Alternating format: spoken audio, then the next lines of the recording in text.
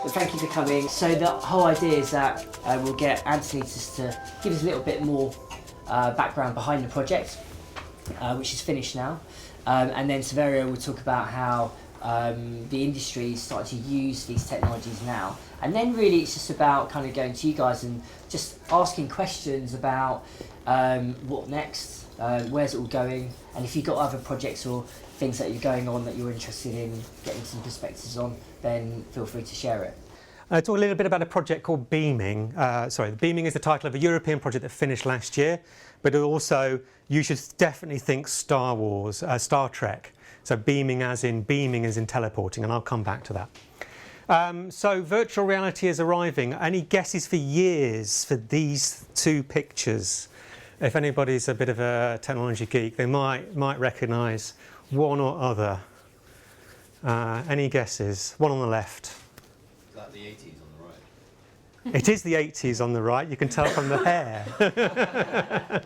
Yeah, 1988 on the right, 2015 on the left. This is a system coming from HTC Vive, HTC Vive called the Vive. It's a head-mounted display, it's very high resolution, it's going to be cheap when it releases this year, next year, early next year. They're the main competitor to Oculus that everybody's heard of, and Facebook. The one on the right is from NASA. They're one of the generators of this technology early on. This head-mounted display, very similar. I want to note the similarities between the two because there's a head-mounted display, you can't see anything else, you can only see the screens. There's headphones, these ones are better than those ones. We've still got pairs of those. There's a Sennheiser Studio headphones, very nice. And you've got tracking, you've got things in the hands you're waving around. In this case, you're actually rather untechnologically advanced. You're holding something. But here you're using these things which are called data gloves. So you wear them, they track your hands. And so you know where your hands are and what they're doing. And so in some senses, this one is still a bit more advanced than this one. But of course, this one, there is one of them. It's at NASA. And it was used for many uses. This one is going to be $500, possibly not quite ready for Christmas this year, but a fraction of the price.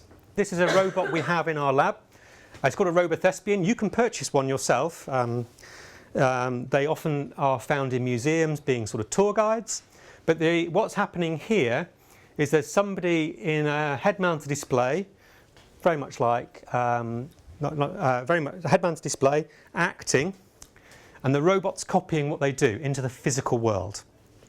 So this is the other half of beaming. So not only am I immersed, I can touch things, but there's a robot here which is pretending to be me in the real world and is interacting with this student that's in our lab. So what they're doing is this is capturing video and audio of this. They're actually playing a game on a whiteboard. She's being tracked so that inside the VR system on the other end, the person can see it. And so we've got this idea that you beam into the robot pretends to be you. It follows your actions, what you point at, what you look at, and it's simultaneously the people in here, the space is being copied into a virtual reality system somewhere else so that you can feel objects. Now, right now, this is post-beaming actually, this demonstration. Right now, this robot just waves its arms around. It's acting only. We drive it through some controllers. But we're just about to pack it up and send it back to Cornwall because it's made by a company in Cornwall called Engineered Arts. When it comes back a couple of weeks later, it'll be able to pick up objects and move them around and handle them two-handed. So you'll be able to inhabit or beam into this robot and control it, interacting with people elsewhere. And we'll have a lot of fun doing that. I've got some ideas for some interesting games to play with that. Yeah, so that's both halves. It's beaming both into the real world and also copying the real world so you can experience it. So from a technological point of view, we're using virtual reality as an interface to a remote place. me in my VR system is being represented by the robot. And so that is a sort of logical convergence of several things: virtual reality, Internet of Things, because we need to have the world actuated so we can sense it and track what's going on, and also robotics, humanoid robots and other types of robotics. We've got a lot of robots in our lab now, of various types. So it enables you to act in the world, but without travelling. And we've got these types of questions. Some of these are not mine, but I've got small children. Could you babysit small children? Because it's not possible over Skype. Believe me, people have tried. Grandparents have tried.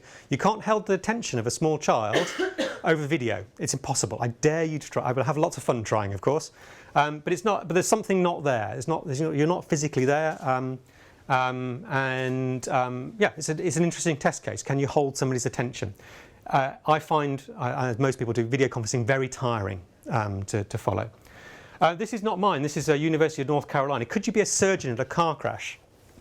You can't send a surgeon to a car crash. There aren't enough of them. But if you could save lives. But can we send a robot on an ambulance? Could every ambulance have one? And therefore, when you get there, if a surgeon is needed on the spot before moving somebody, you can have the surgeon back at UCL hospital, put on a VR system and act as a surgeon in the space with the car. Okay, so that's 30, 40 years off, but it's sort of indicative of the type of thing, fine motor skills transported over distance. So there's obviously people in the US Army trying to do that. Not many surgeons want to go and live in Afghanistan, Iraq and so on, but obviously that's where they're needed, in they're army surgeons. And of course, it shares significant life events. My grandmother is 99.95, so she's 100 in about 3 weeks. She can't travel anymore, right? So, but she's been in our home now for about 6 years, and she can't move more than about 30 metres. So she meets her grandchildren, great-grandchildren, very, very seldom. But this is the type of thing that we, in a future which is going to have more assisted living, less travel, the type of thing you would like to be able to enable. Yeah. I just wanted to ask you whether you had any ideas about education implications of this as well. We've actually, one of our demonstrators was teaching music. So could you have a lesson, a useful music lesson at a distance? And the answer to which was yes. You could, with some hand-holding of the technology. So we were teaching I think it was cello, with a robot. So helping with arm position and so on. So yes, there are those types of application. Yeah. I was kind of thinking, why use a robot if you could use a person?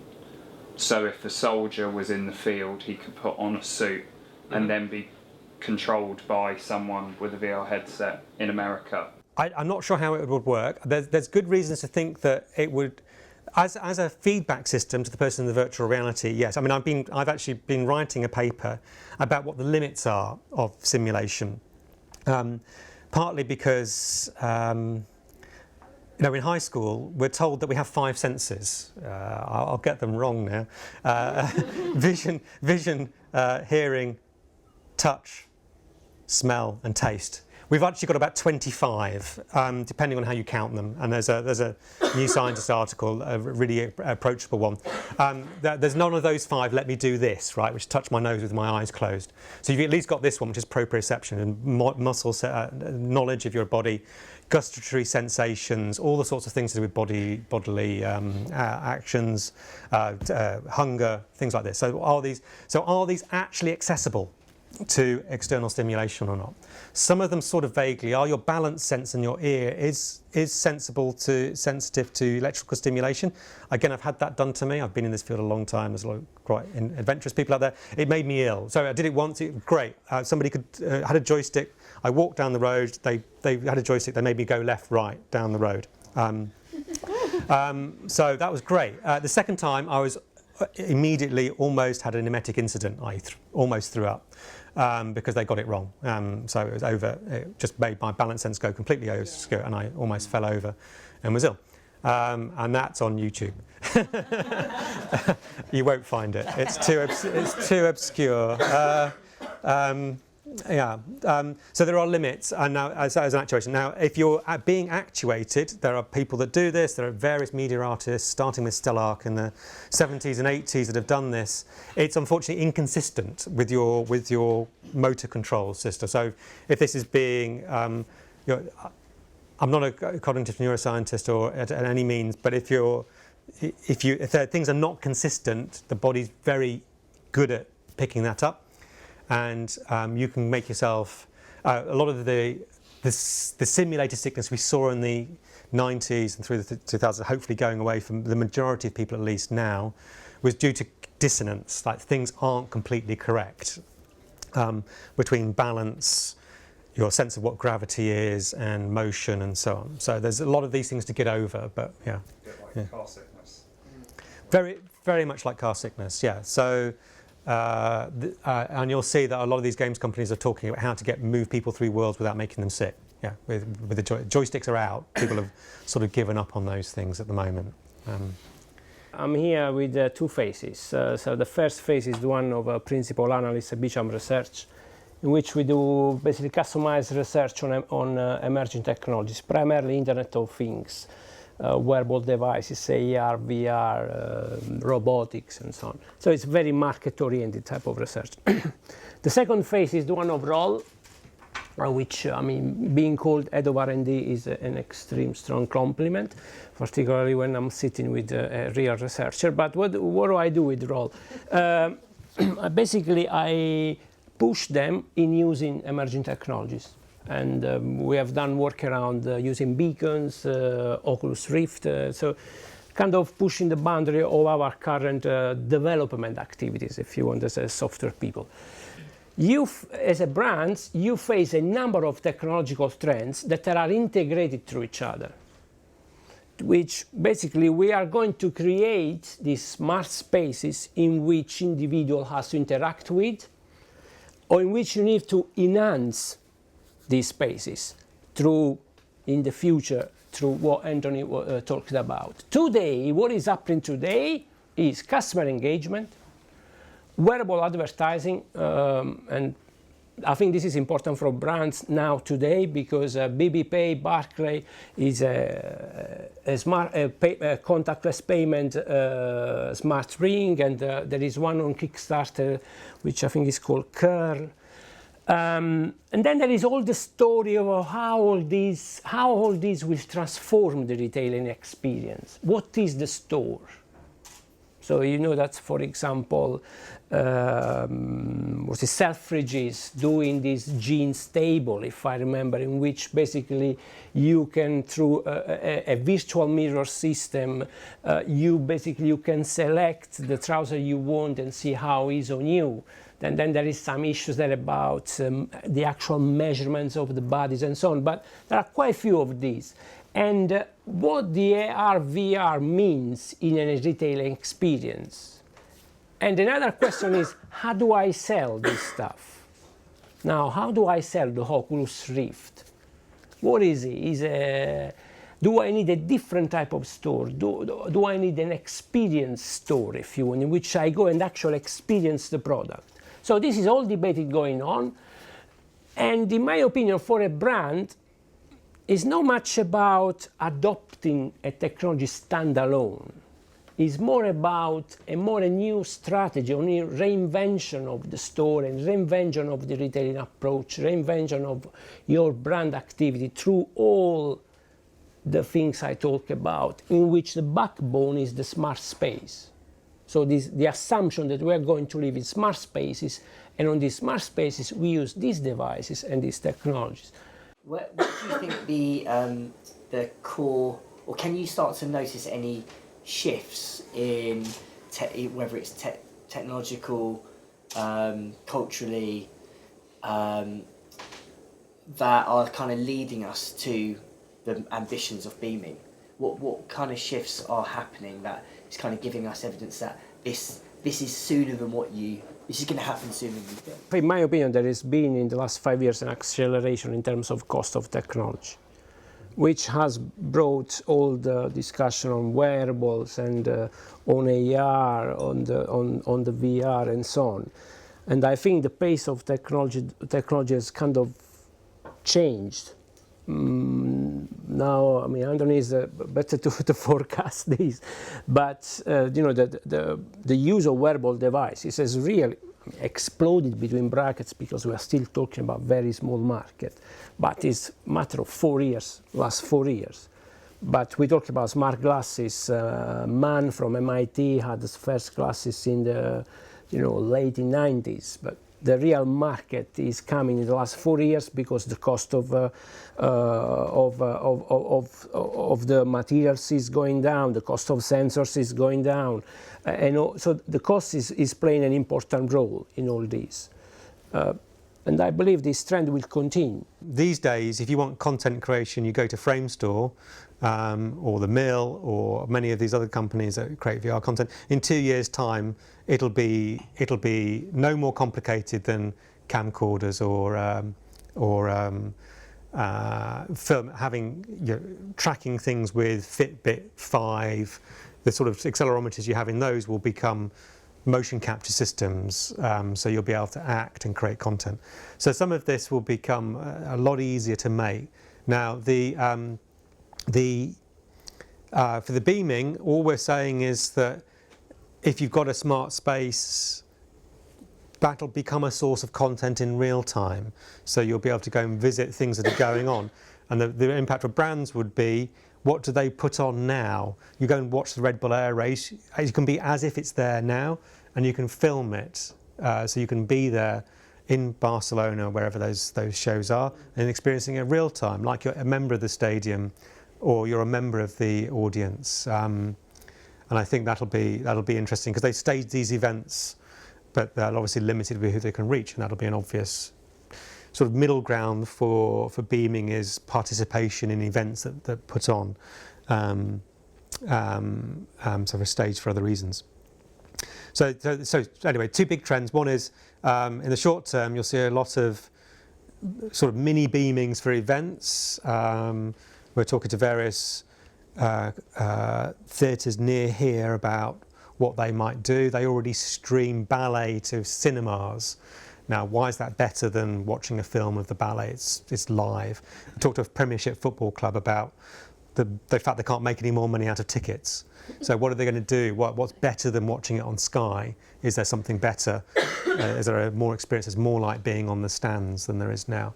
And so those are quite tightly branded with the people that provide them, but there are opportunities there. And the second one is content creation. So the big opportunities there for making things more easily. Yeah. With beaming, do you find that people typically behave as themselves, or do they sort of act out of themselves and start portraying a different role? I remember reading something about soldiers and having the difference between having a humanoid robot killing machine and just one that looks like a metal box, and they acted differently based on whether it looked like a person or not. It's an excellent question. So that's something that we try and vary. We do that in collaboration with theatre directors, people that actually try and alter people's way of interacting with the world through experiential theatre or immersive theatre, that type of thing. So yes, people will interact differently, and that's how you present it to them. And there's stagecraft of hundreds of years about how to get people to react to something in a way that you want, to try and elicit the feeling you want. There's techniques we use, right? That's from Shakespeare, right? You start off with a VR experience. You have a VR experience about having another VR experience. It's like the introduction to The Tempest, right? And it's ripped off from. It's not ripped off directly from that. There's some intervening theory. So yes, people will play out differently. We can either facilitate that, or we can try and inhibit it. So we can do that by showing them as themselves in the environment. So if you look down, do you see yourself? Do you see something else?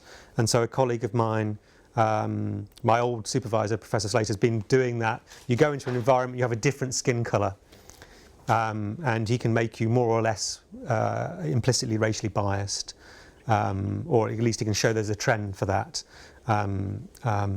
So you interact differently in the world, and also that can have implications afterwards. Yeah. How do you think, you talked a little bit about the skill sets in, the mill or frame store.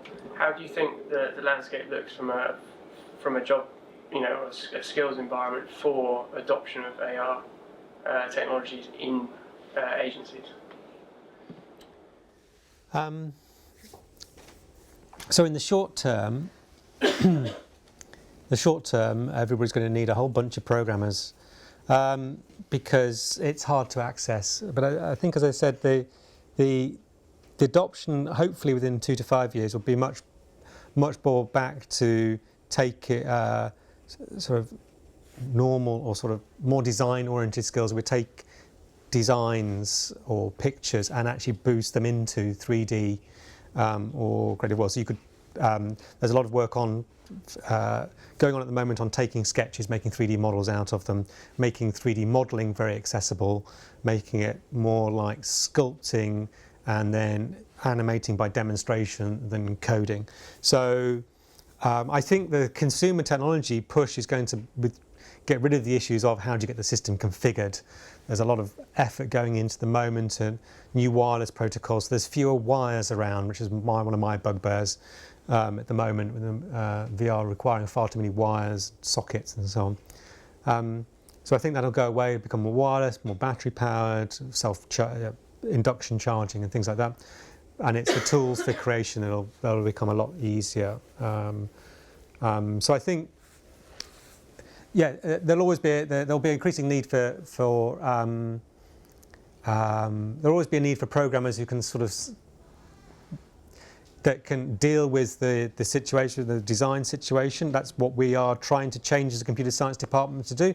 So we train people by teaching them maths, then teach them how to program, teach them how to do structured large software databases. That's sort of old-fashioned in the sense that we think there's at least a degree in 100 students a year we could train and send out into the world that actually can deal with a design brief and make it animate and behave and so on.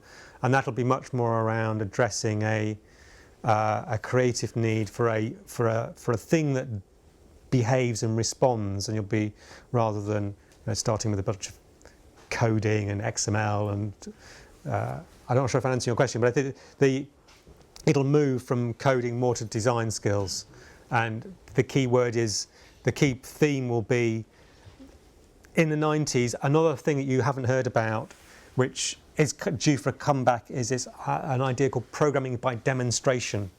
The idea that you can build the user interface just by showing the system what it does.